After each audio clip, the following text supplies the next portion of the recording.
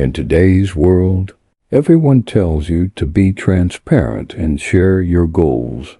But what if that's exactly why people can predict, block, and even manipulate you? Social media convinces us that broadcasting every dream makes us authentic. But what if revealing too much is the very reason you keep losing leverage in work, relationships, and life? We're told honesty is power. Yet the Stoics would argue the opposite, that the more you expose your hunger, the weaker you become. Could silence actually be the most radical form of strength? Welcome to StoicCraft, the place where ancient Stoic philosophy meets the modern chaos of ambition, relationships, and constant noise. Here, we don't just talk about ideas. We practice strategies that help you reclaim your inner power, build resilience, and live with clarity in a world that profits from your predictability. Revealing your desire too soon is like walking into a high-stakes game and laying all your cards on the table before anyone else has even played. What once gave you private strength and ambition burning, quietly within becomes exposed to the winds of judgment and manipulation. Suddenly, what fueled you becomes something others can shape, slow, or even turn against you. The truth is this: the modern world doesn't reward open hunger. It rewards those who move with calm precision, those who can build quietly and let their results speak louder than their words. This is where Stoic philosophy cuts especially deep. Real power does not come from grasping at every opportunity or loudly declaring what you want. Real power lies in restraint. True strength is revealed in being unmoved by what you cannot control and holding your center while the noise of the world swirls around you. So, before you voice your hunger, pause and ask, do I need to share this or do I need to master it? Because the one who contains desire controls it, and the one who controls it cannot be shaken by others. That is the kind of clarity and self-mastery the Stoics lived by. And if you want to walk through life with that unbreakable power, practice. Restraint is your first discipline. Every time you tell someone exactly what you crave, you hand them a handle, something they can grip and pull, bending your path. You may believe you're simply being honest, but in that moment you've placed part of your future in someone else's hands. Once it leaves your lips, they can use it to help you, to stall you, or even to move you in a direction you never intended. Mystery, by contrast, offers nothing to grab. People rarely strike at what they don't understand, but they do strike at hunger, because hunger is predictable. Once you reveal it, you give them the blueprint. When your hunger becomes visible, it becomes measurable. And once it's measurable, it becomes manageable, not by you, but by them. This is how advantage slips away quietly. In any negotiation, the predictable side is the weaker side. The person who moves without revealing their next step is far harder to block. Blaise Pascal once said, "The less people speak of their greatness, the more we think of it." Silence creates a kind of gravity. It draws attention without you needing to beg for it. Why, then, do so many reveal their desires too quickly? Not because they must, but because they crave reassurance. They want to be told they're on the right track, that their goals are valid, that others approve. But this need for validation is precisely what gives the handle away. Carl Jung observed, "Who looks outside dreams. Who looks inside awakes." If you're constantly looking outward for confirmation, you've already surrendered control of your path before you've even taken the first step.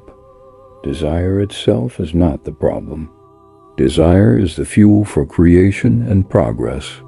But exposed desire is fragile. Once it's out in the open, it becomes subject to other people's timelines, their doubts, even their insecurities. Someone who knows you desperately want a certain role can keep you waiting. Someone who senses your need for approval can ration it, keeping you chasing endlessly. Even well-meaning people may slow you down without realizing it. That is why those who truly understand power rarely announce their intentions. They protect their inner fire not because they lack ambition, but because they know it burns brightest when shielded. The paradox is clear. The less you talk about what you're building, the more freedom you have to actually build it. Keeping things contained gives you room to pivot without judgment, to fail without an audience, and to adapt without pressure. Remember this. People will always try to fit you into a story they already understand. If you reveal too much too soon, you give them the outline, and they'll begin writing it for you. But if you say little, they are forced to guess. In their guessing, you remain unconfined. This isn't about secrecy for its own sake, nor about manipulative games. It's about ownership. Once your desire leaves your lips, it no longer belongs fully to you. It becomes open to interpretation and influence. Aristotle once wrote, "The self-controlled person is free." Guarding your ambitions until they're strong enough to stand on their own is self-control in action. And with that self-control comes freedom. When you keep your desires contained, you are free to explore them without interference. You can change direction without needing to justify yourself. You can succeed without being undermined, and you can fail without others keeping score. The fire still burns, but it burns where only you can tend it. This doesn't mean you should never share your goals. It means you should share them only when doing so no longer threatens the outcome. Consider the difference between someone who loudly announces they're chasing an opportunity and someone who quietly arrives already having secured it. The first invites opinion, distraction, and resistance. The second commands quiet respect. That's the strength of guarding your desires until they've matured into reality. You bypass the obstacles you'd otherwise have to fight through. At the end of the day, the handle you give others is optional. You can hand it over, or you can keep it. But once you give it away, you no longer decide how it's used. The Stoics believed peace doesn't come from getting everything you want, but from mastering how you relate to what you want. The world will always test what it sees. If it sees your hunger, it will test your patience. If it sees your ambition, it will test your endurance. If it sees your weakness, it will test your limits. But if it sees nothing, it has nothing to push against. The strongest position you can hold is one where your desire is known only to you, where your actions are deliberate, but your motives remain your own. In that space, you're not being pulled by invisible strings, you are holding them. And the moment you hold them, you decide the game. Once others can see what matters most to you, they can measure you by it. And what they can measure, they can manipulate. It's like carrying a treasure map with the X marked in bright red. The moment someone else has it, your journey is no longer yours alone. You might believe that being transparent about your dreams makes you authentic or courageous. But transparency without boundaries is simply an invitation for interference. When your ambitions are visible too soon, they become leverage points for those who may not share your best interests. The Stoic response is simple. Keep your fire inside until it's strong enough to burn in the open without fear of being extinguished. They can delay your progress, set subtle traps in your path, or steer you into commitments that benefit them far more than you. And the unsettling truth is this: such interference isn't always done with conscious malice. Often it's born out of jealousy, insecurity, fear, or even someone else's unconscious need for control. Yet regardless of intention, the result is the same. Your steps no longer belong entirely to you. When people know exactly what you value, they hold a quiet leverage over you. Approval you desperately seek can be withheld until you comply. Opportunities you crave can be dangled just out of reach, keeping you running endlessly like a horse chasing a dangling carrot. Friedrich Nietzsche once wrote, "Whoever fights monsters should see to it that in the process he does not become a monster." In the same way, whoever pursues something precious must be careful not to let others turn that pursuit into a leash. The danger isn't in the wanting it. Self-desire is natural, even necessary. The danger is in letting that want become public property before it's mature enough to survive outside influence. This dynamic plays out everywhere, in politics and business, even in personal relationships. The visible target is always the easiest to hit. If people can predict what you'll chase, they can predict how to control you. Think about it. A negotiator who knows you want the deal more than they do will shape the terms mercilessly in their favor. A partner who senses you can't bear the thought of losing them can test boundaries with little fear of consequence. A colleague who knows you're angling for a promotion can quietly undermine you, not openly, but with subtle moves that chip away at your credibility until the position falls to them. These strategies don't require aggression. They only require knowledge of your priorities. And knowledge, in this sense, becomes a quiet but devastating form of power. Carl Jung once warned, "Until you make the unconscious conscious, it will direct your life and you will call it fate." In this context, if you're unconsciously revealing your deepest motivations, the resulting setbacks may look like bad luck. In truth, they're simply the natural consequence of giving away too much information. The more openly you display what drives you, the easier it becomes for others to shape the environment in ways that keep you dependent, reactive, or distracted. And here lies the subtle difference between influence and manipulation. Influence can be mutual, cooperative, and respectful. Manipulation is one-sided, serving the manipulator while reducing your independence. When your priorities are too visible, you hand people the raw materials for manipulation. They don't even have to fight you directly.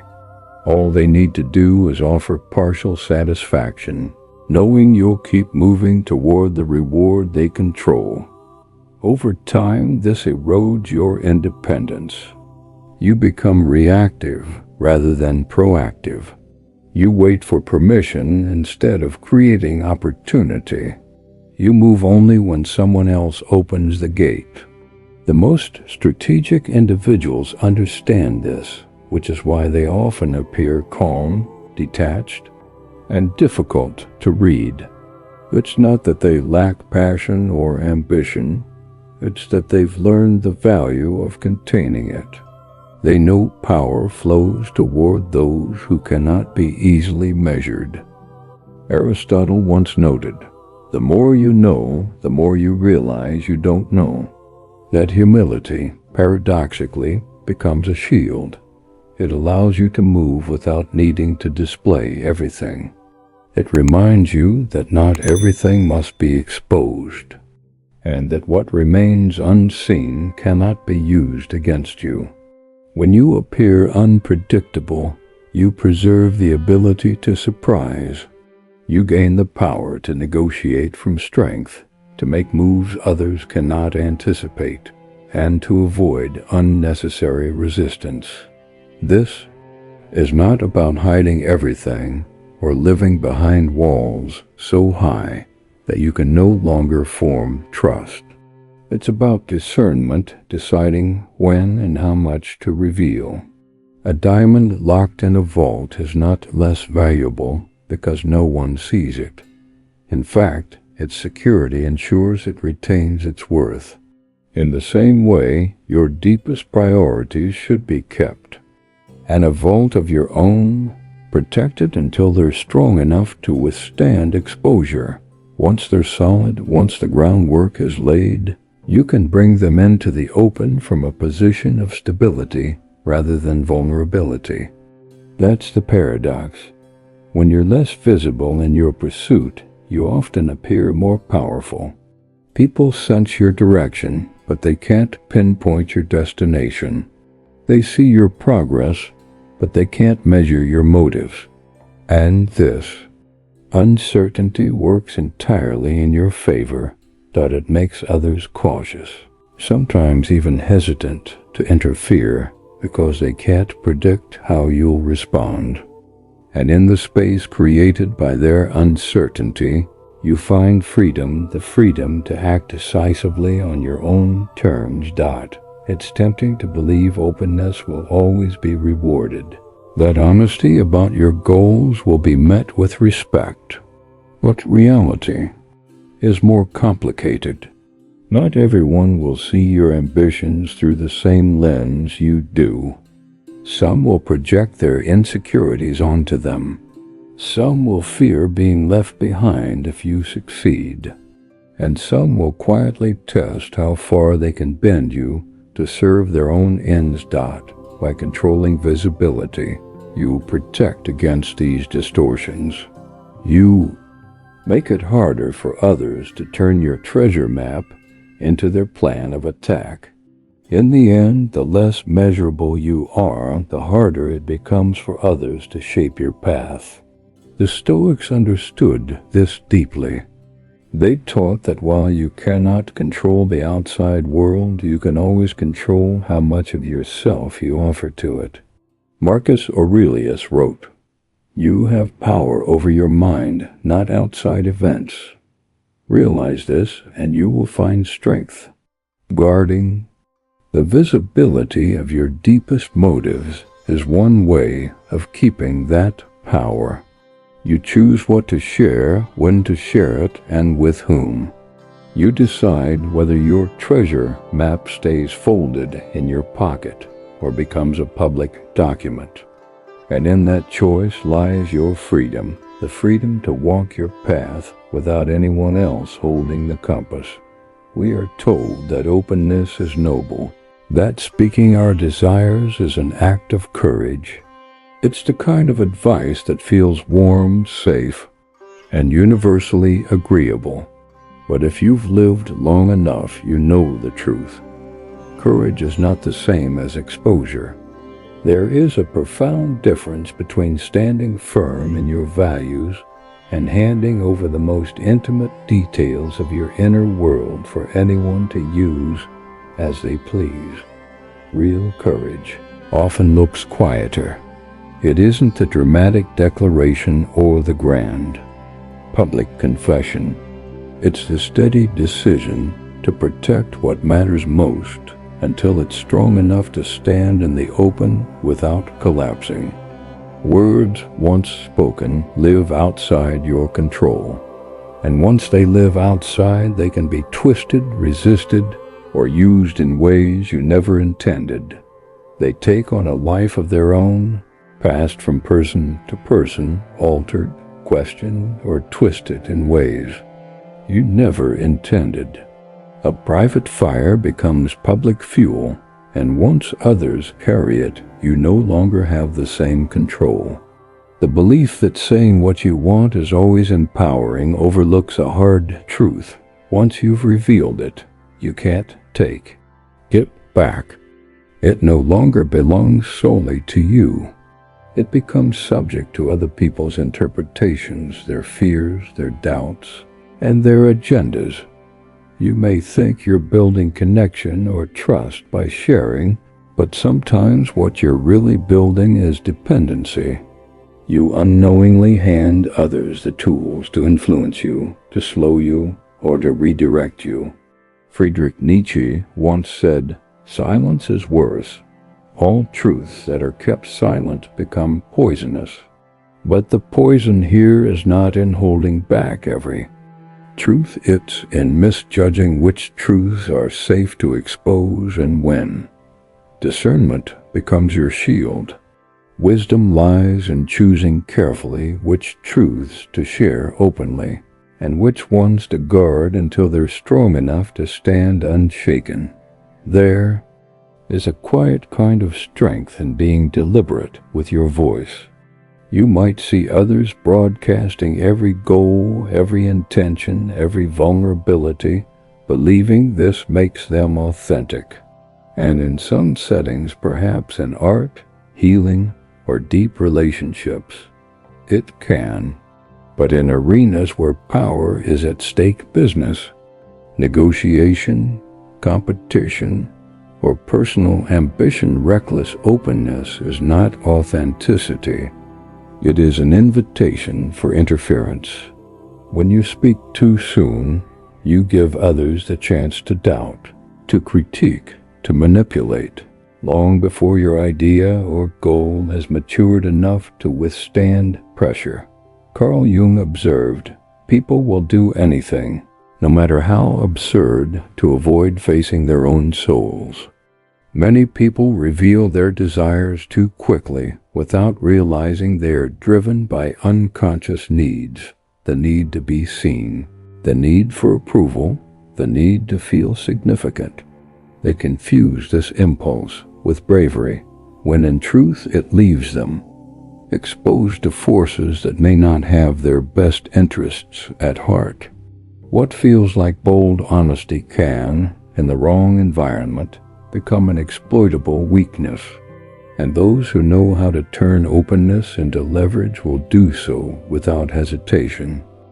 True courage, then, is not about announcing everything you want. It's about holding your ground when the world presses you to speak before you're ready.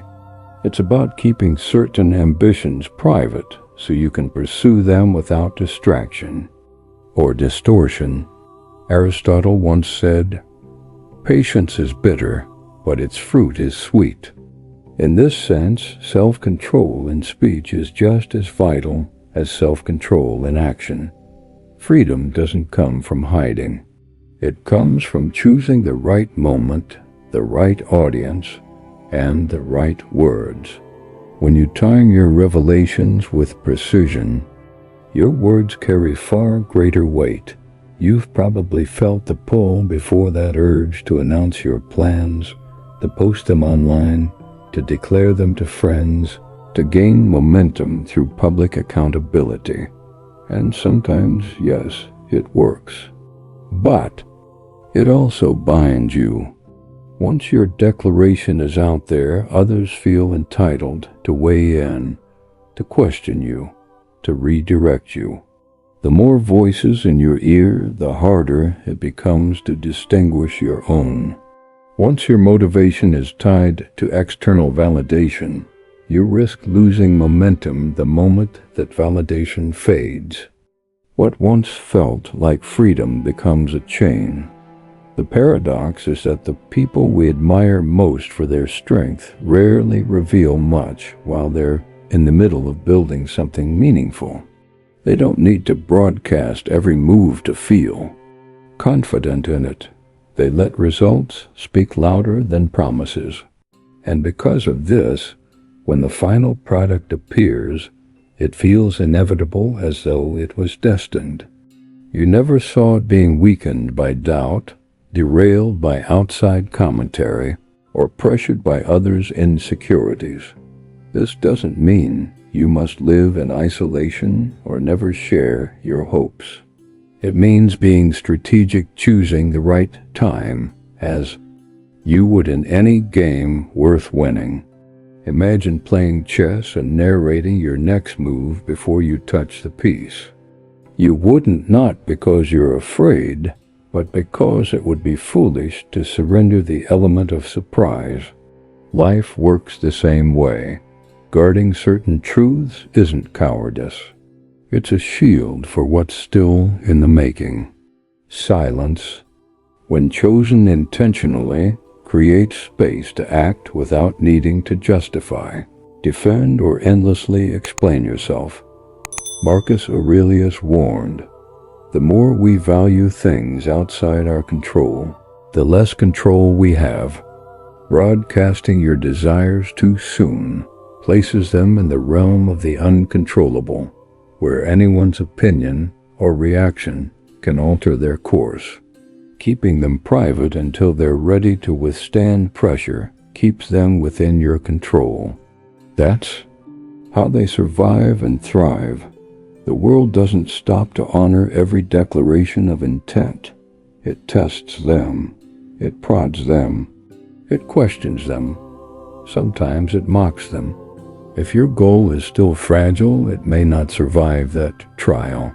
But if you wait, you nurture it privately, strengthen its roots, prepare it for the winds ahead, then when it finally enters the world, it will stand firm. And when it stands, no amount of criticism or doubt will matter, because it no longer depends on outside approval to exist. So courage is not only in speaking, it is also in waiting, in protecting, in choosing, and knowing that not all truths are ready to be carried into the open. Some must be guarded like seeds planted deep, given time to take root before they break the surface. And when they do, they will be far harder to uproot, not because you hid them out of fear, but because you had the courage to give them the protection they deserved. Hunger, after all, is sensed before it is spoken. It's not just in the words you say, it shows in your tone, in your eyes, in the way your body reacts when certain topics arise. People pick up on it instinctively, like an animal catching the scent of food on the wind. And once they sense it, the dynamic shifts. If they know you are desperate for approval, they'll ration it just enough to keep you coming back. If they know you're desperate for success, they'll dangle it, keeping you moving toward their terms. Even friends can unconsciously do this, not out of cruelty, but out of human nature. Where there is visible hunger, there is an opening, and openings are hard to ignore. The moment your hunger becomes obvious, it becomes leverage. Approval, opportunity, recognition, these can all be withheld, delayed, or granted on someone else's timeline. The handle to your future is either in your hands or in theirs. They may not even be aware they're doing it. It's simply the way people operate once they know what matters most to you. Human nature instinctively adjusts to visible hunger. Seneca once said, "If you would be loved, love yourself." At its core, that means learning to be enough, to stand firm within yourself, without leaning so heavily on the things others can give or take away. Because the more others believe you cannot live without their approval or their opportunity, the more power they hold over you. Whether they mean to or not, think about the way negotiations work. If one side knows the other is unwilling to walk away, the terms immediately shift. The hungrier side accepts less, tolerates more, compromises faster because they fear losing everything. And this doesn't just happen in boardrooms. It happens in relationships, in friendships, in careers. Whenever hunger is too visible, you lose the ability to set boundaries. Everyone can see exactly how far you're willing to bend, and in that imbalance, control doesn't collapse all at once. It slips away quietly. This doesn't mean you must kill your hunger. Desire is the fire that pushes you to grow, to create, to strive for something higher. Without it, life loses motion. But desire without discipline leaks through your behavior, and when it leaks, it can be used against you. The most powerful individuals feel hunger as deeply as anyone else, but they've mastered the art of containment. They've learned to hold their ambition behind a calm exterior. It's not about pretending not to care. It's about ensuring your need never dictates your actions in ways that hand leverage to someone else. Here lies another paradox. The clearer your intentions, the easier you are to anticipate. And once you're anticipated, you can be countered. Life is not so different from a strategic game. If your opponent knows your next move, they've already started planning against it before you even act. Predictability is the grave of control. It's where momentum goes to die, often without you even realizing it. People may nod, smile, even encourage you, all while quietly adjusting the terrain to keep you from moving faster than they're comfortable with. That's why the person who appears to chase nothing while quietly building everything is so dangerous. No one knows where to block them because no one is certain where they're going. This is the paradox of subtlety. The less people can read you, the less they can stop you. A predictable path gives others time to prepare, to place obstacles, to limit your options. But an unclear path forces them to hesitate, to wait, to second-guess. And in that hesitation, your power grows. Carl Jung once wrote, "In all chaos, there is a cosmos. In all disorder, a secret order. The one who appears to move without an obvious target is often following the deepest order of all in order only they can see, hidden beneath stillness and misdirection." Predictability is not just about revealing your end goal. It's about revealing your patterns. Maybe it's the way you always react under stress. Maybe it's how you announce every move you make, thinking it will inspire trust or support. Over time, those patterns make you easy to track. And once someone can track you, they can begin shaping the very ground beneath your feet. It doesn't take overt sabotage to slow you down. A well-placed delay, a subtle doubt, or even a small distraction is often enough to derail progress. Think about competition in sports, business, or politics. No team would ever hand its playbook to the opponent before the game starts. Not because they are scared, but because surprise is one of the few advantages that can never be countered once it's revealed. If people can't see your exact route, they can't set traps along it. And if they can't set traps, they are forced to react after you've already reached your destination. Philosophers and strategists have understood this for centuries. Arthur Schopenhauer observed, "The wise have always said the same things, and fools have always done the same things." Predictable people fall into patterns, and patterns make them easy to manage. When your movements can be mapped from past behavior, others stop treating you as an independent force and begin treating you as a variable they can control. That is the hidden danger of being too transparent. Your actions become part of someone else's calculation rather than your own design. There's also a deep psychological weight to unpredictability. When people cannot read you, they project their own fears, hopes, or insecurities onto you, and this often works to your advantage.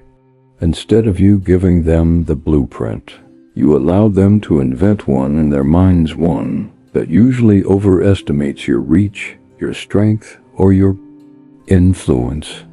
Their uncertainty makes them cautious, sometimes even overly cautious, which gives you the breathing room to move more freely. This is control without aggression. It's a power that requires not force, but restraint. But restraint doesn't mean absolute silence. A person who never reveals anything can appear cold, suspicious, or even alienating. The art is in revealing selectively small glimpses that hint at progress, but never expose the full design. This balance between mystery and connection keeps people engaged without allowing them to predict your next move. Predictability often grows out of the hunger for validation. We share our plans because we want others to believe in us, to applaud us, to tell us we are on the right path. But the moment you rely on external belief to fuel your momentum, you hand over control. If their approval wavers, your momentum falters. Marcus Aurelius warned us that the happiness of your life depends upon the quality of your thoughts. And those thoughts are at their sharpest when they aren't constantly bent by the shifting winds of other people's reactions. Moving quietly allows you to think without the noise of outside opinions steering you off course. There is also freedom in not having to defend every move. When people don't know exactly what you're aiming for, they can't demand updates, explanations, or justifications. You're not chained to the plan you announced 6 months ago. You can adapt to circumstances, shift direction, and refine your vision without having to fight against someone else's disappointment or skepticism. Your path remains yours, and with it, so does your control. Because once you become predictable, you're no longer steering your own ship. You're sailing within waters charted by others. They know when to apply pressure, when to withhold resources, when to dangle shortcuts that serve them more than you.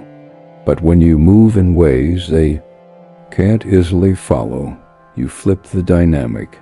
They are forced to operate on your timing, to react to your steps instead of anticipating them.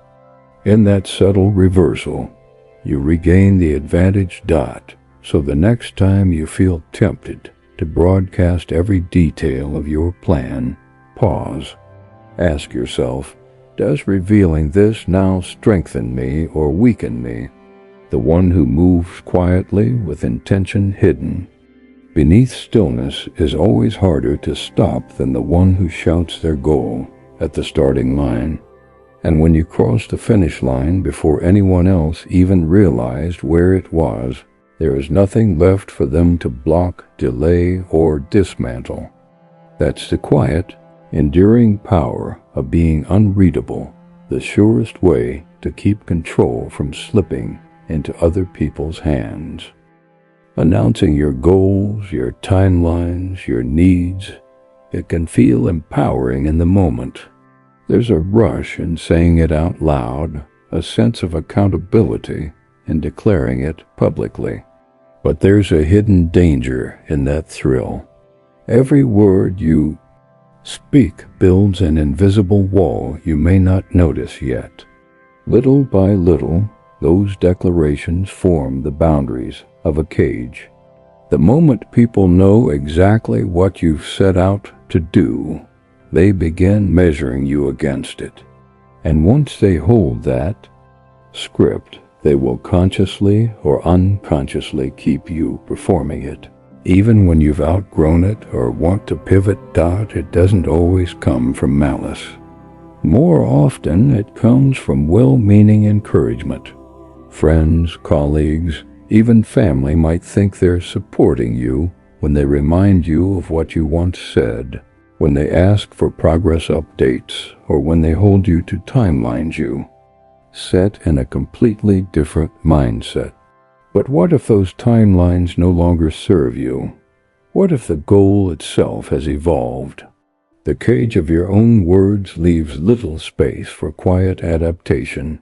Friedrich Nietzsche once wrote, "No one can build you the bridge on which you and only you must cross the river of life." Yet when you hand over your plans too early, you invite others to start building that bridge for you in their style, at their pace toward their vision of where you should end up. There's also the burden of perception. Once your intentions are public, you're no longer free to fail quietly. Every misstep becomes visible. Every change of direction risks being judged as weakness or inconsistency. The truth is, most people are more comfortable holding you to your past words than watching you change in real time. When you announce a dream, you give it shape in their minds. If you later try to reshape it, they resist, not necessarily because it's wrong, but because it disrupts the story they've already built about you. Carl Jung said, "The most terrifying thing is to accept oneself completely." That acceptance includes the freedom to evolve without asking for permission, to shift without needing constant validation. Yet that freedom is much harder to claim when your plans already live in the minds of others. When you promise the world a fixed version of yourself, you risk being trapped in an invisible cage of your own words. Even in professional settings, over-disclosure can quietly limit your path. Tell your manager every step of your 5-year career plan, and you may discover that your opportunities are now filtered through that single vision, even if your interests evolve. Announce every project milestone too early, and you may find yourself spending more time explaining delays than actually solving problems. The trap here isn't born from malice, it's constructed from the weight of expectations you've set and reinforced with your own voice. Once the world believes it knows what to expect from you, it becomes harder to surprise them, and harder still to surprise yourself. This is why some of the most effective leaders, entrepreneurs, and creators reveal their plans only after the results are visible. Building quietly gives you the freedom to pivot, to abandon what isn't working, to explore side paths without needing to justify them to an audience. Progress without the drag of constant explanation is faster, lighter, and more authentic. Epictetus once advised, "If you want to improve, be content to be thought foolish and stupid." The lesson is clear. It's not about shrinking or hiding, but about being willing to appear inactive or unimpressive while the most important work happens out of sight. The irony is that many announce their goals publicly for motivation, thinking accountability will propel them forward. And sometimes it does, but over time that same exposure can flip. You may begin performing for the crowd, making choices that look admirable rather than choices that actually serve your deeper purpose. The cage tightens, not because anyone locks it, but because you keep stepping back inside to fulfill the role you've written for yourself. We also underestimate how much our own words trap us internally. Once you've declared something boldly, your mind resists letting it go.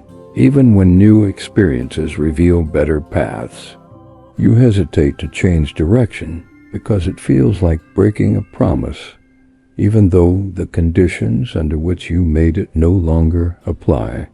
This is why restraint is a form of strength. You don't owe the world play-by-play of your evolution. What you owe yourself is the freedom to explore without being bound by yesterday's declarations. This doesn't mean you should never share your aspirations. It means being intentional about when and with whom you share them.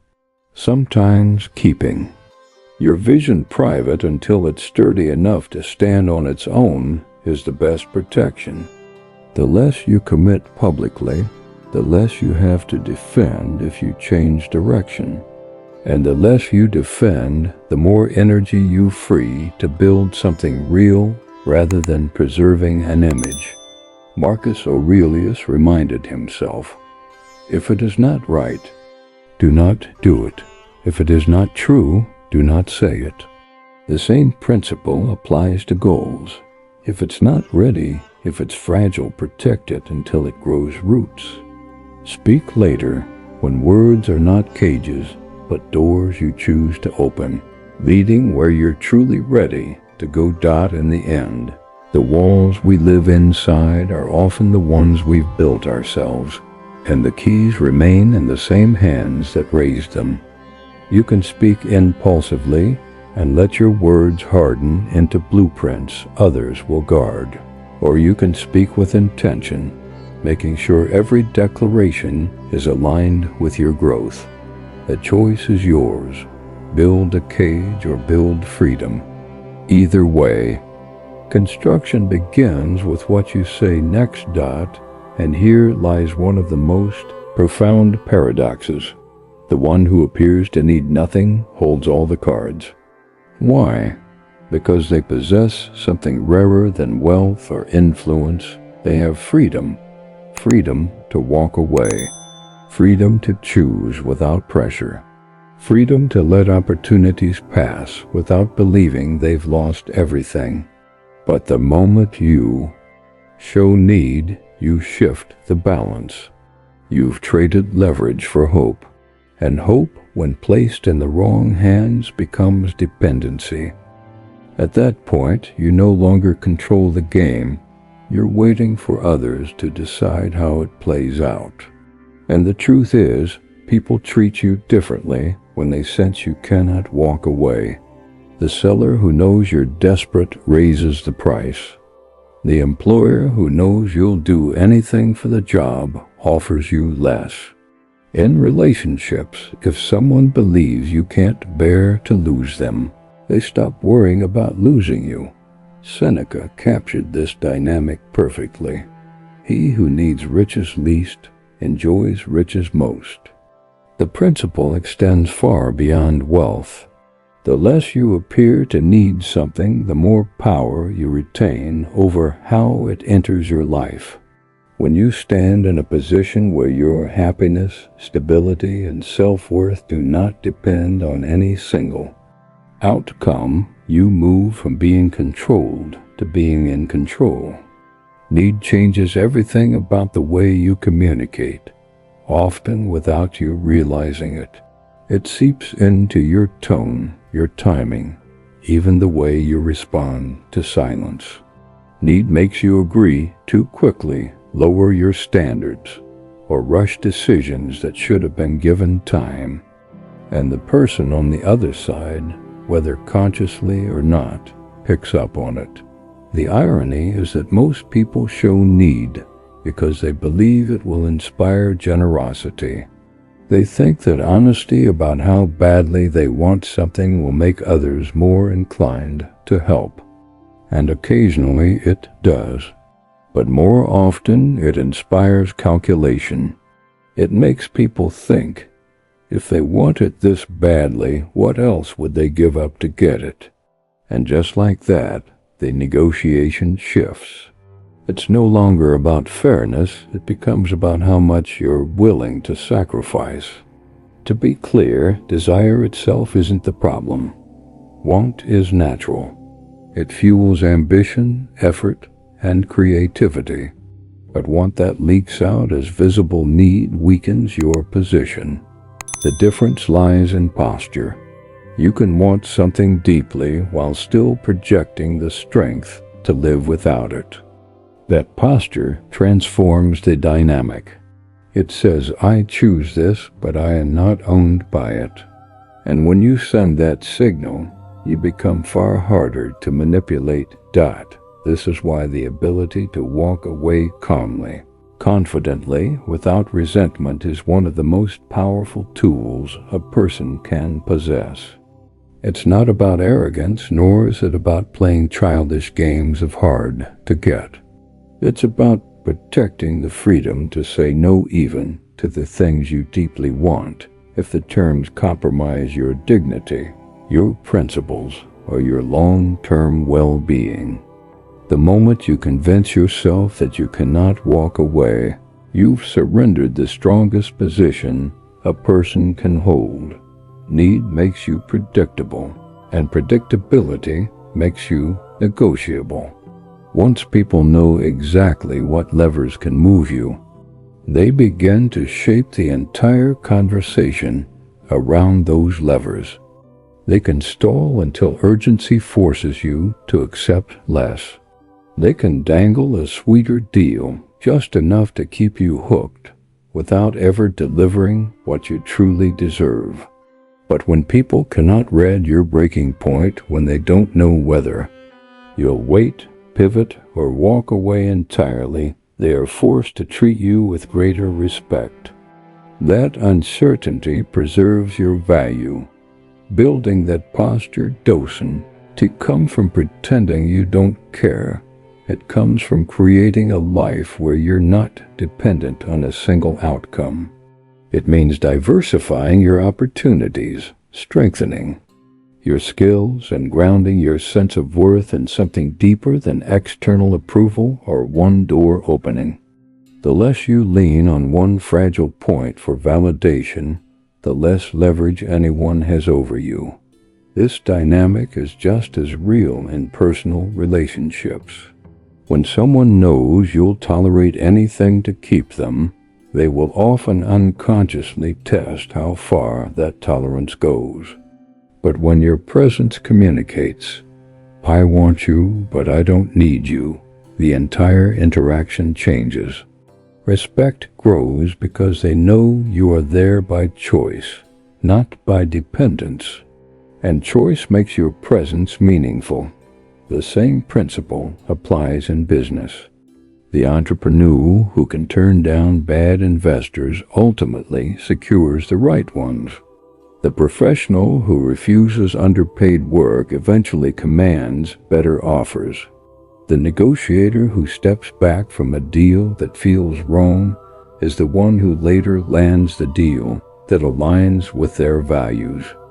This isn't luck. It's the fruit of refusing to let visible need dictate decisions. At its core, the posture of needing nothing is not about denial, it's about mastery. It's about letting desire fuel you without allowing it to chain you.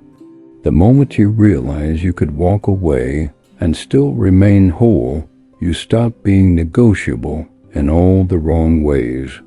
From that point, every agreement, whether in love, work, or life, comes from strength rather than fear. Silence, too, becomes a form of power. It forces others to imagine what you might be doing. It leaves empty spaces their minds rush to fill, and often they fill those spaces with assumptions that serve you. Some will imagine you're building something far greater than you actually are. Others will grow uneasy, projecting fears about moves they can't see. And in that uncertainty, you gain freedom to act without resistance, to change direction without explanation, to move without the weight of others' commentary. When you speak too soon, you give away the outline of your plans. Once people see the shape, they immediately start scanning for weak points. Even well-meaning friends or family can sow doubt, not out of malice, but because their fears and biases inevitably seep into the conversation. The more voices you invite in, the more your path bends to fit them.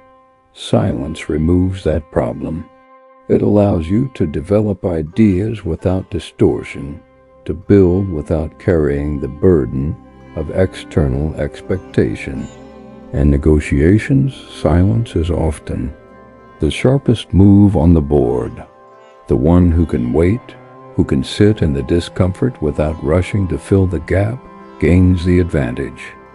Human beings are wired to interpret silence as pressure, and under that pressure they often overcompensate, revealing too much, conceding too quickly, or making mistakes. Blaise Pascal once wrote, "All of humanity's problems stem from man's inability to sit quietly in a room alone." That inability doesn't just haunt solitude. It extends into interactions. Silence forces reflection, and reflection can be deeply uncomfortable.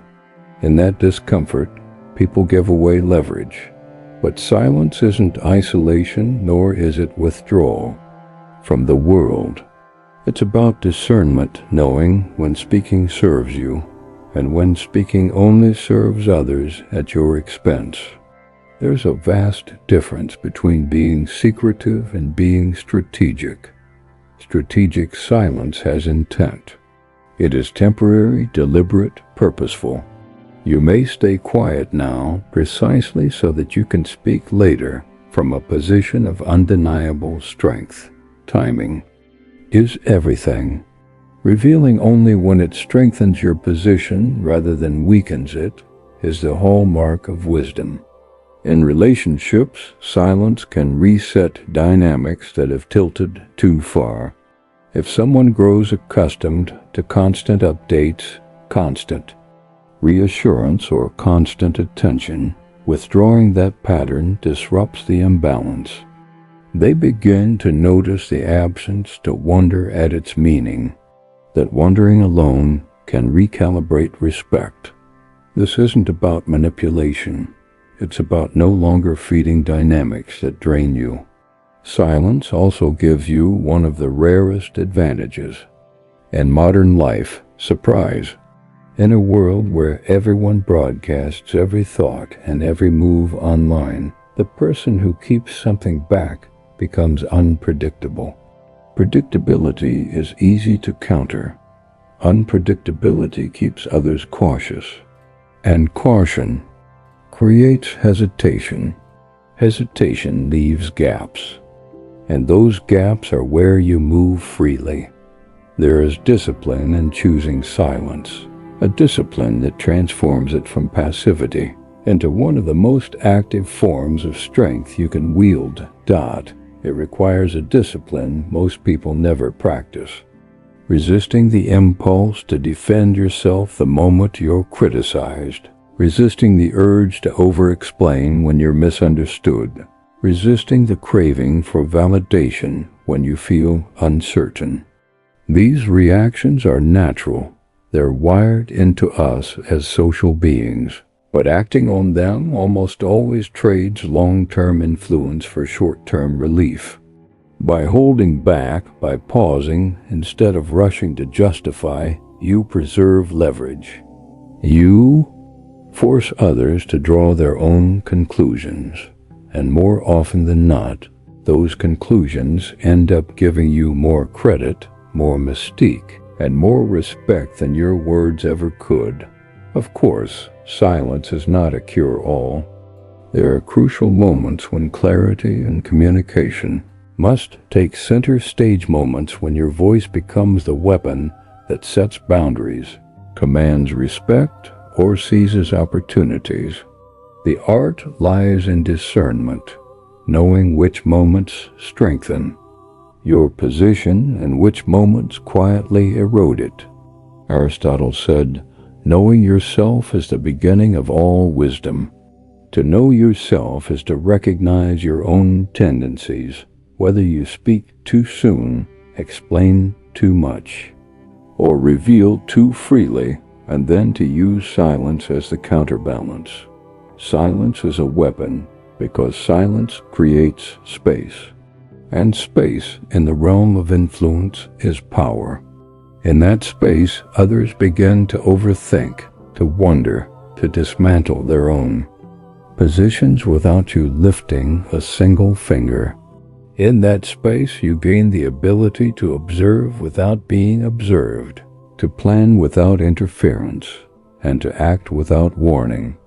The less you give away, the more control you keep. And when you finally choose to speak, your words arrive carrying the accumulated weight of everything you chose not to say. You can desire deeply. You can act decisively, but keep the flame behind glass. A fire that burns in the open is vulnerable. It can be blown out by doubt, by resistance, by the constant winds of opinion that never stop sweeping across society. But when the flame is shielded, when it's tended quietly, it grows hotter, more concentrated, and far more untouchable. The world doesn't need to see your fire while it's fragile. It only needs to see it when it's strong enough to stand, entirely on its own. By then, it no longer looks like a possibility. It looks inevitable, unstoppable, even destined. The instinct to share is powerful. We want to talk about what excites us, to seek encouragement, to feel the validation that comes from saying out loud, "I'm working on something big." But in doing so, we often expose the most delicate stage of our growth, the stage where one careless comment, one doubtful glance, one half-hearted "Are you sure?" can undo weeks of progress. Carl Jung once said, "The privilege of a lifetime is to become who you truly are." But that becoming is first a private process before it ever becomes a public one. There is immense strength in working outside the constant gaze of others. In private, you can experiment without judgment, make mistakes without them being tallied against you, pivot without having to justify yourself. The flame grows stronger in the quiet because it's fed by focus, not scattered by distraction. Energy that might have been wasted defending or explaining goes directly into the work itself. When you keep your desires private, you protect them from distortion. Even well-meaning people can bend your vision, offering advice that dilutes it, projecting fears that weren't yours, reshaping it into something safer but smaller, shielding. Your fire means you choose what feeds it and what starves it. You remain the sole keeper of its direction. Seneca wrote, "As is a tale, so is life. Not how long it is, but how good it is." The same applies to ambition. It's not about how loudly you announce it, but how well you cultivate it. There's also power in the reveal itself. When the world sees only the finished form, it creates the illusion of inevitability. People rarely witness the false starts, the long nights, the fragile beginnings. All they see is the outcome, and because of that, they perceive it as effortless, as though it was always meant to be. This perception adds weight to your presence. It makes your work not just impressive, but untouchable. Working behind glass doesn't mean isolation. It means intentionality. You can still seek insight, still learn from others, but you choose carefully whose voices you let in. You recognize that some conversations sharpen your focus while others scatter it, and you guard your attention accordingly. Aristotle said, "Well begun is half done." Private beginnings allow you to build strong foundations without the pressure of appearing certain before you truly are. Yet, modern culture conditions us to do the opposite.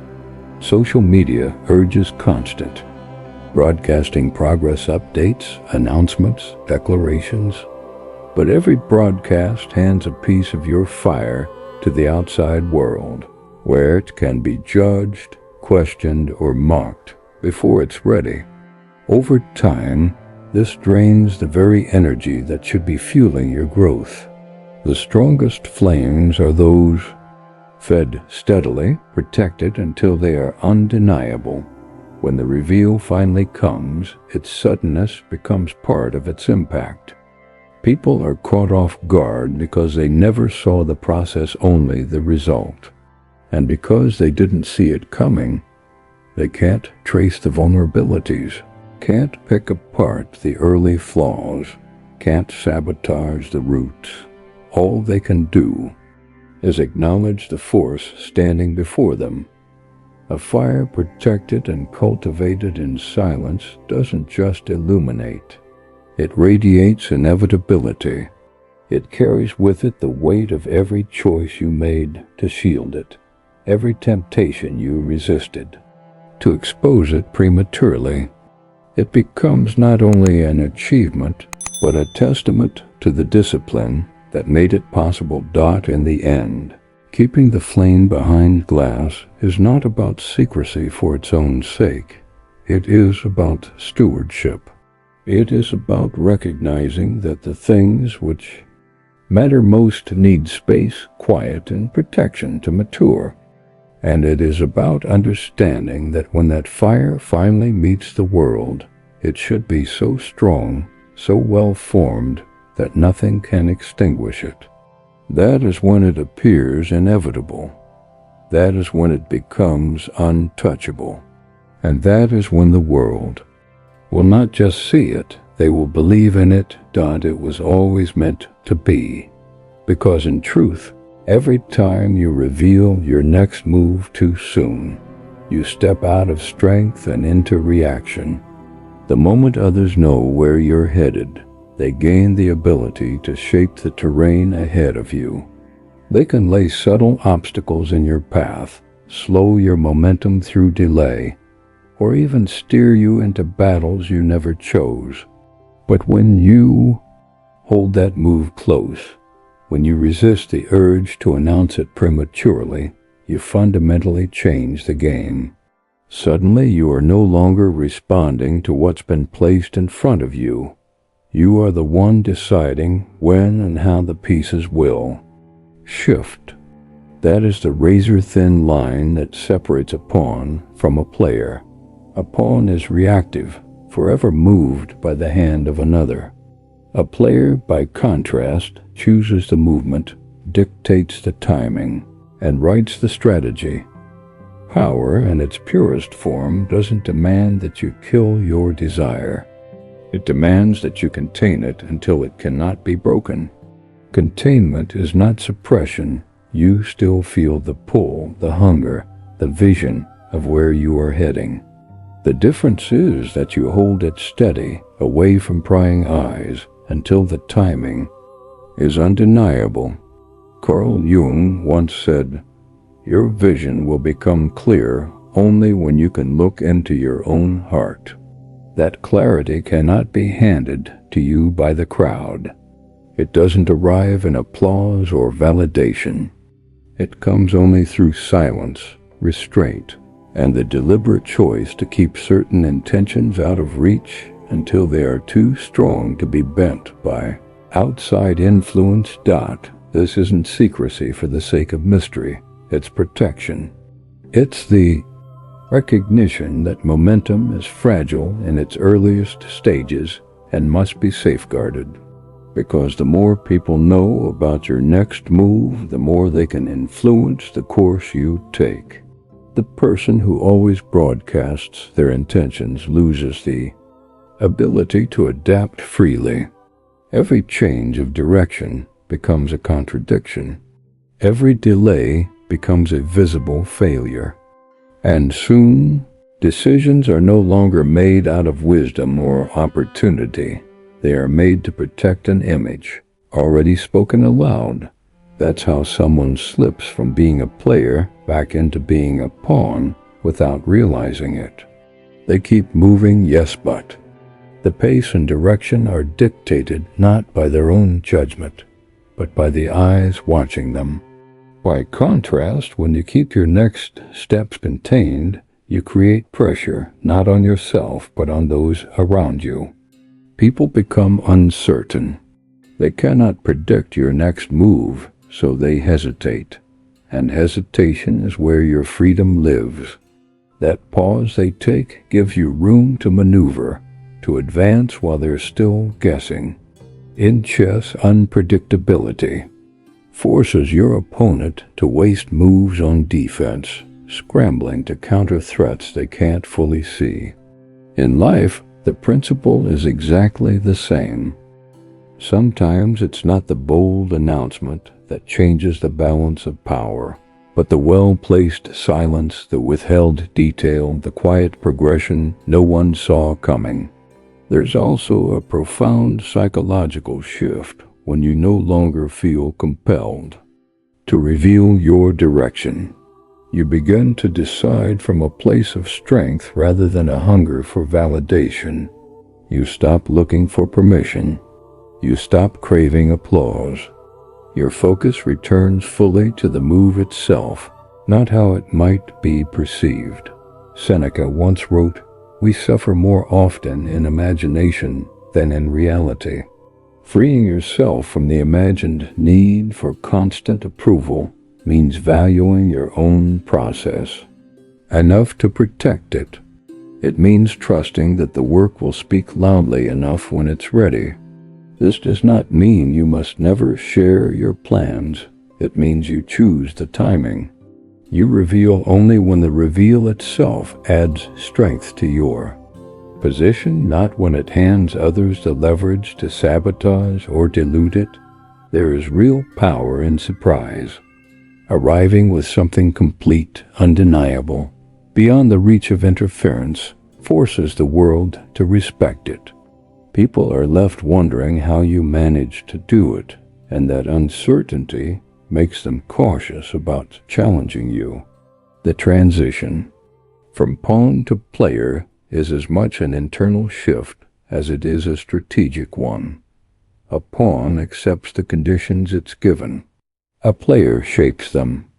That shift begins when you stop giving away the map to your intentions. Even in close relationships, this principle holds weight. Telling someone every move before you make it invites their timelines, their expectations, and their fears into your process. Sometimes they mean well, but good intentions don't lessen the weight of influence. By keeping certain goals for yourself, you preserve the freedom to grow in the direction you know is right, not just in the direction others are most comfortable with. The true art is discernment, knowing what to share and what must remain guarded. Some details are harmless to discuss. Others are foundational and must be shielded until they're too strong to be broken. Like seeds beneath the soil, your goals need darkness before they can withstand the light. Pull them out too soon and they risk stunting, but allow them time to root deeply, and they can weather storms no matter how fierce. In the end, being the player in your own life means moving with intent, but not broadcasting every step. It means recognizing that your desire is precious, and exposing it too soon is like placing it in someone else's hands. Contain it, protect it. Let it build in silence until it becomes undeniable. Because when you finally reveal it at the right moment, it will not be fragile or contested. It will be complete, solid, beyond the reach of those who might try to stop it. That is the moment you stop being a pawn. That is the moment you seize control of the game. And in the end, the strength you keep is the only strength you can truly use. Guard your vision. Protect your fire. Move only when the ground beneath you is unshakable. And if this spoke to you, take the next step. Watch one of the videos on your screen and continue sharpening your mind, strengthening your resolve. And thank you for being a part of Stoic Journal, where Together we walk the path of discipline, wisdom, and purpose. If this message resonates with you, drop a comment below. Do you believe revealing your goals makes you stronger or weaker? I'd love to hear your perspective. And if you want to go deeper into mastering your mind and protecting your power, check out the full StoicCraft playlist waiting for you. It's where the quietest truths lead to the loudest transformations.